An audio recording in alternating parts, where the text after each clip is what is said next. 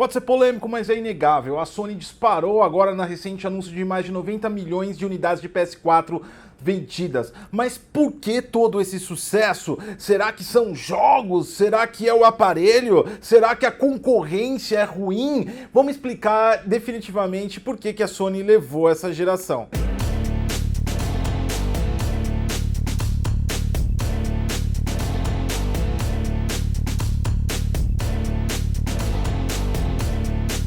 Fala galera do Geek, eu sou o Godcode, você tá no Detonando Geek, o primeiro, maior e melhor canal de tecnologia pra games de todo o YouTube. E tecnologia pra games não pode falar aí das disputas entre vendas, entre o player, quem mais arrecadou dinheiro, quem mais arrecadou a atenção do gamer para plataformas de console dessa geração. Estamos aí à beira do fim de uma geração que foi consolidada desta vez pela Sony, e a gente vai explicar definitivamente por que isso aconteceu. Não necessariamente houve só mérito, também houve um apoio de quem? O que realmente houve para a Sony? Aliás, qual foi o conjunto de eventos, situações e decisões que levou a Sony ao topo dessa geração? É óbvio, é claro, é lógico, eu sei que o assunto é polêmico, vai sair porrada e tudo mais. Isso aqui não é um desmerecimento a nenhuma marca. Todos os consoles que estão atualmente no mercado, tirando aqueles que não fizeram sucesso, estou falando dos atuais, tem seu nível de merecimento sim, estão entretendo, e o principal de tudo, a disponibilidade e escalabilidade para eles continuarem disponibilizando jogos. Ou seja, são casos também de sucesso, mas nas disputas de venda e atenção, apenas um segue. Essa é a lei da geração. Então deixa o seu like, se inscreve no canal, compartilha este vídeo demasiadamente interessante e importante, com informações que talvez você desconheça, e também ajuda o canal a crescer cada vez mais e trazer conteúdos como esse relevante para vocês. Já está disponível em GameCenterPaulista.com.br a pré-venda de Resident Evil 2. Quem jogou o demo já viu que o jogo tá com uma categoria muito legal, muito bacana, com inovações, principalmente graficamente muito bonito. Corre lá e garante o seu. Cupom de desconto Detonando Geek, 5%, leva o seu. Também você pode na loja física falar que veio do canal. Segundo anúncio super ultra mega importante, o Bazar Detonando Geek voltou e já temos itens aí muito interessantes. Por exemplo, Red Dead Redemption 2 para PlayStation 4 e Battlefield 5 para Xbox One, com preços abaixo, muito abaixo do mercado. Confira o link na descrição de todos os itens que está disponível lá, que a gente vai atualizando constantemente. Antes de começar o assunto principal, eu gostaria de falar que eu tenho um super carinho por essa geração. Toda esta geração que está aí, de uma forma muito expressiva, tem muito significado na minha vida, não só por conta do jogo. É a geração onde nós nascemos. Desde 2013, nosso primeiro vídeo no canal foi a E3 do lançamento desses consoles que estão hoje no mercado, e durante todo esse tempo fizemos inúmeros e fazemos inúmeros anúncios, verificações, tutoriais, explicações, informações sobre esses dispositivos. O canal Detonando Geek nasceu com essa geração e é por isso que nós temos um carinho especial. Essa geração realmente, na minha vida, mudou ela completamente em tudo. Pode acreditar, em tudo mesmo. Mas tirando a emoção de lado, vamos falar da razão, vamos falar dos números. Afinal, os números eles servem cerca de 90%, a utilidade deles é para o público financeiro e investimento. Os 10% restantes sobra de um grau de utilidade para nós da comunidade. Não é bobeira você pesquisar os números e saber como está indo a marca que você comprou. É importante isso sim, por quê? Porque isso garante a escalabilidade que o console vai ter. As produtoras têm interesse em colocar nesse console, esse console tem pessoas para mim jogar online. E outra coisa também, nas próximas gerações,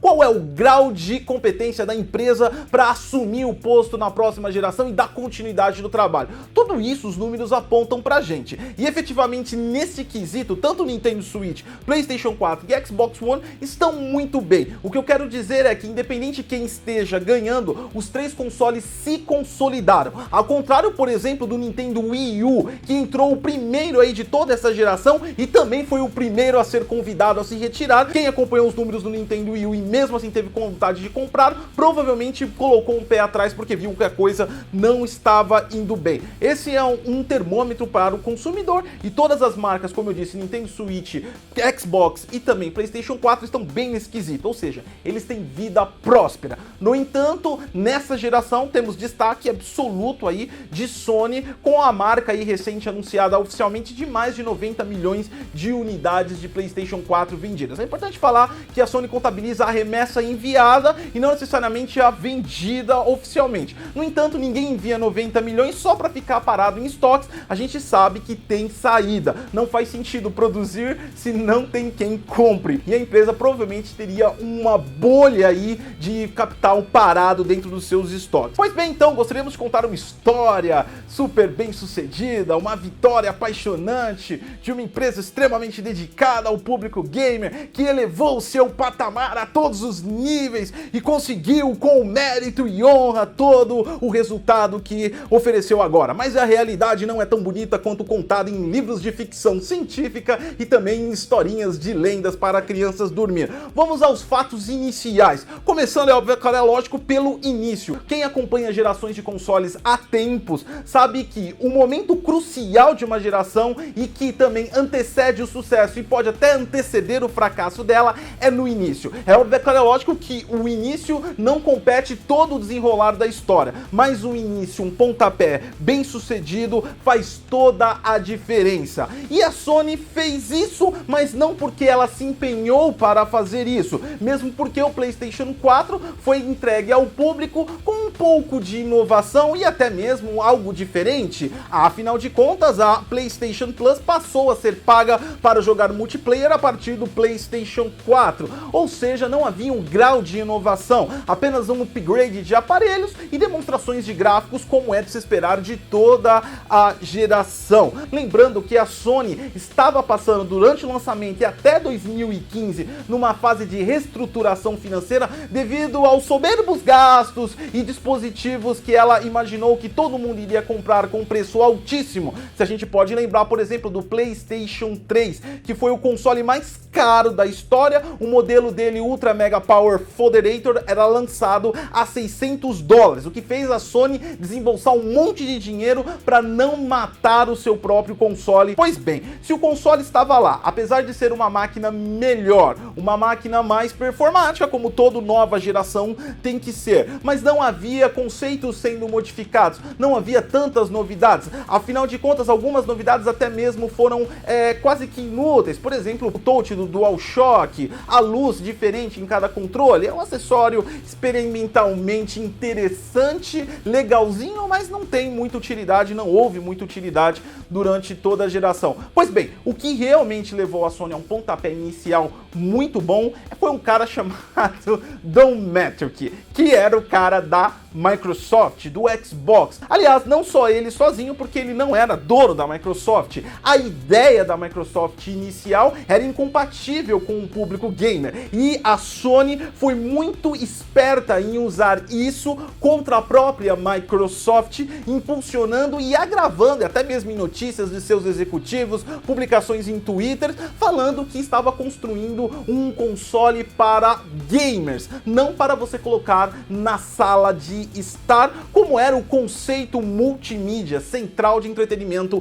do Xbox naquela época. Outra coisa também que foi muito desastroso para o Xbox, o início dele, foi os próprios anunciamentos de Don Matrick a respeito da obrigatoriedade de internet, a impossibilidade de você trocar os seus jogos aí com outros amigos, revender os seus jogos usados, e ele apoiou isso de uma forma bem arrogante, como uma imposição. Ele informou aí em seus twitters, em suas entrevistas, que quem não tem internet, existe um console para ele, ou seja, Xbox 360. Em poucas palavras, deu a entender que se você for um pobre e mora num lugar lixo, fica com a velharia. Isso não soou bem para a comunidade gamer e também não soou bem para a comunidade de investidores. O Xbox, antes mesmo do seu lançamento, teve aí uma repercussão negativa. E todo mundo sabe que a primeira impressão é a que fica. Eu categoricamente posso explicar isso para vocês,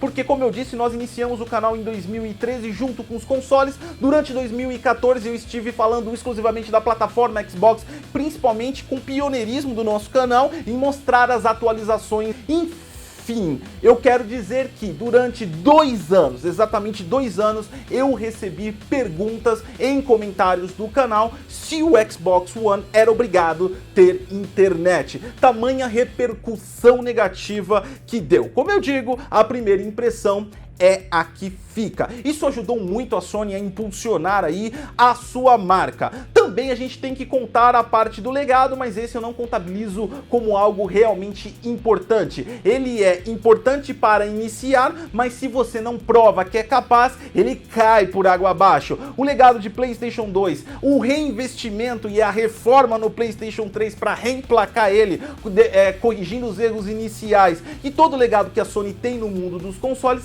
ajuda, mas não é tudo. A gente tem como exemplo própria Nintendo. Historicamente, o legado da Nintendo é superior ao da Sony e nem por isso as pessoas aprovaram, consumiram o Nintendo Wii U. Ou seja, o legado faz um pouco de diferença somente para você emplacar uma marca. Agora, um mérito sim real da Sony, não vamos falar que ela subiu porque o seu concorrente não fez direito à lição de casa. Existe um mérito sim na escolha do dispositivo. O PlayStation 4 ele possui um clock maior que o Xbox One Fat e ele possui memória GDDR5. Isso impulsionou nos testes de benchmarks comparativos na internet, a qual o PlayStation 4 teve, por alguns jogos até insignificante e alguns jogos mais significantes, mas no geral a performance inicial da geração foi melhor por conta do PlayStation 4 ter esses 8 GB GDDR5. Maior do que o Xbox, que fez uma escolha arriscada utilizando o DDR3. Outro problema também da Microsoft que ajudou a impulsionar aí a Sony dentro desta geração foi a adoção obrigatória do Kinect dentro do seu console, aumentando o custo, trazendo um aparelho que acabou não tendo utilidade apesar de possuir recursos incríveis. E tanto é que a própria Microsoft assumiu que foi um erro. Outro problema também que se aliou foi a questão da performance do Kinect, que ele sobrecarregava a performance do próprio console, ou seja, era um equipamento que tirava os resultados de benchmark do console. Outras adaptações que a Microsoft fez exclusivamente para a central de entretenimento, que era demasiadamente interessante, por exemplo, colocar aí a sua televisão em uma guia enquanto você joga simultaneamente, apesar de ser legal, não repercutiu performance pelo erro de decisão de DDR3 no console. Mesmo os 32 MB SRAM para compensar a velocidade não foram suficientes. E tanto é que a própria Microsoft retirou essa funcionalidade da sua dashboard porque ela consome recursos do console. Basicamente, a gente pode entender a decisão da Microsoft em focar em uma central de entretenimento devido à aposta tanto que a Sony quanto a Microsoft fez na arquitetura x86. A Microsoft, como uma empresa de software e também de tecnologia e bem entusiasta, ela entendeu as possibilidades de colocar uma arquitetura x86 e o quanto isso ia ser gigantesco, e ela utilizou esse artifício para criar um marketing focado nas possibilidades. Já a Sony foi mais conceitual e manteve o foco na jogabilidade. Isso não quer dizer que no PlayStation seja melhor de jogar, mas quer dizer que a estratégia de impulsionar a plataforma da Sony foi muito mais modesta. Tanto que a própria Sony declarou que não utilizaria o console para coisas inovadoras, somente para jogo, mas acabou mudando de ideia no decorrer da geração, e hoje o PlayStation 4 tem os mesmos recursos multimídia que o Xbox, tirando, é óbvio, é claro, é lógico, a entrada de setbox pela porta HDMI, que o Xbox continua trazendo essa utilidade, caso você queira assistir televisão por ele e tudo mais. Vamos para o trabalho que sim merece o mérito da Sony efetivamente, os jogos exclusivos. Ela produziu bastante bastante jogos exclusivos nessa geração, e eu não vou dizer que os jogos exclusivos da Sony são melhores. Por quê? Porque jogos, quem decide que é melhor é quem está jogando. A gente tem que entender também que são nichos diferenciados, mesmo que são gamers, existem aí prediletações para determinadas usabilidades, as quais são encontradas apenas no Xbox ou talvez só no PlayStation 4. Isso define dois nichos distintos. Então falar que God of War, por exemplo, é melhor que Gears of War ou que Halo, enfim, é um debate utópico sem fim. Mas nós podemos afirmar o fato de que a Sony produziu maior quantidade, conseguiu trazer o que o público queria mais vezes, mesmo errando. Por exemplo, a gente pode falar que ninguém sabe por que foi lançado The Order, mas mesmo assim o grau de assertividade de alguns outros jogos foram grandes. Outra coisa também que colocou ela no radar da relevância. Independente se você goste ou não do jogo, você há de convir comigo que, por exemplo, God of War, que é o jogo do ano, ele é um jogo de altíssima relevância em toda a comunidade gamer de qualquer plataforma que for.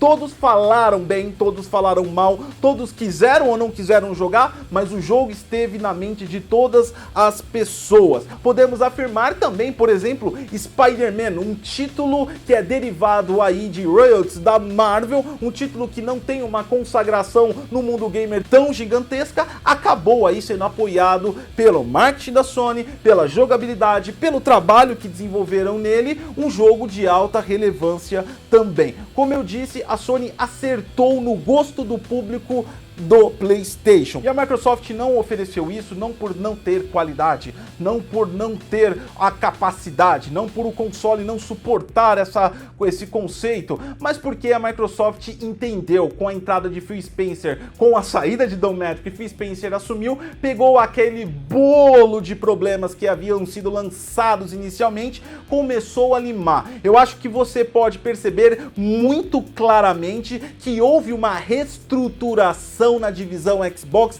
não anunciada, com cancelamentos aí de jogos que já estavam prontos, com cancelamentos e fechamentos de estúdios, com o cancelamento do Kinect, com a adoção de um novo console que superaria qualquer outro console como o Xbox One X, ou seja, no meio do caminho o Xbox entrou na sala de reunião, fechou a porta e ficou um mês lá falando, a gente tem que mudar essa porra, e isso afetou também as vendas do Xbox e aumentou as vendas do PlayStation. Outra decisão certa da Sony, por exemplo, não foi fazer como o Xbox fez, colocando o Kinect obrigatório. Ela poderia ter lançado junto com o PlayStation 4, o PlayStation VR obrigatoriamente, coisa que ela fez anos depois do lançamento do console. Ela tratou os dispositivos de maneira diferenciadas, talvez pela experiência em criar eletroeletrônicos que a Sony tem, mesmo porque o PlayStation VR não é algo de grande aceitação, apesar de ser um produto extremamente interessante para um console. Mas nem tudo são flores. Com a liderança de mercado e se distanciando cada vez mais dos seus concorrentes,